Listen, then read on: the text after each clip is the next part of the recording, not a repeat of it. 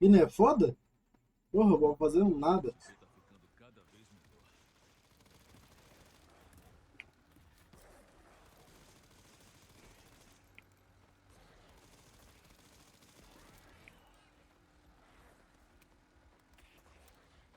melhor. É foda. Ah.